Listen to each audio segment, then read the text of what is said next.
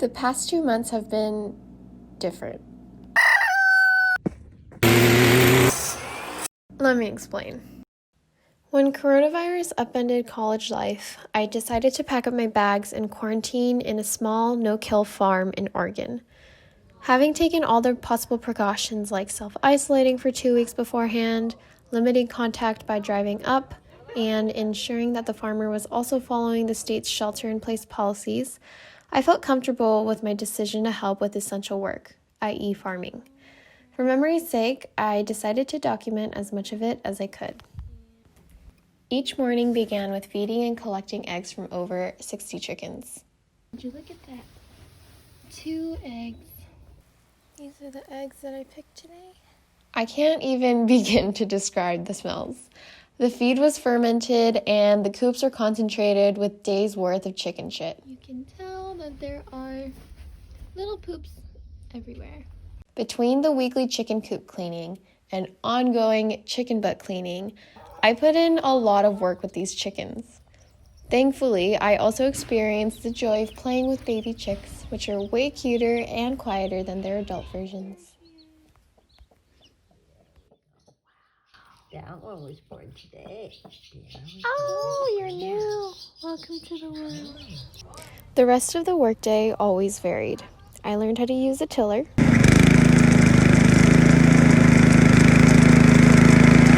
plant an asparagus bed while rocking some seriously questionable fits,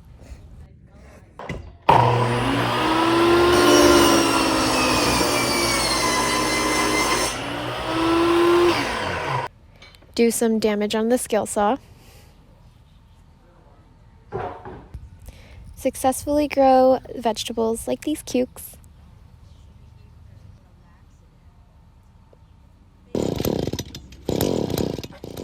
use a weed whacker,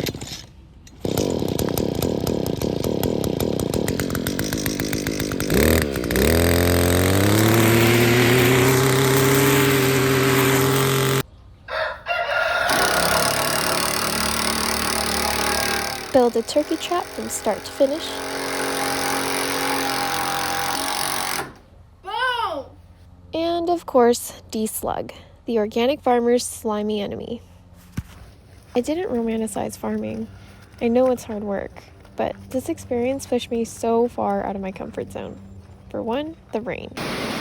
It was the worst in the first week when my boots would sink into the mud and the cold wind would make my feet go numb. I was also living in a Conestoga wagon, which was honestly kind of cute.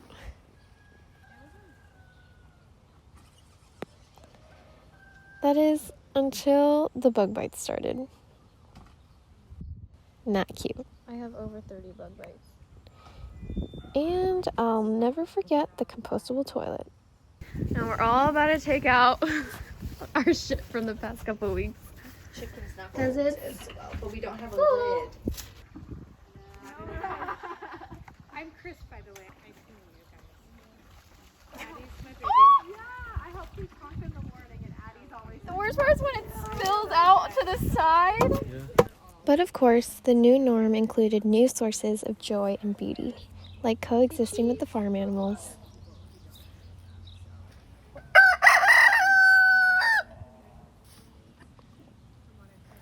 Some more welcome than others. We had delicious homemade vegan food. I baked bread from scratch. And we had endless supplies of homemade kombucha. I hope I never forget the golden glow of an Oregon sunset and the wonder of a double rainbow. It was just bright. God. Definitely fading.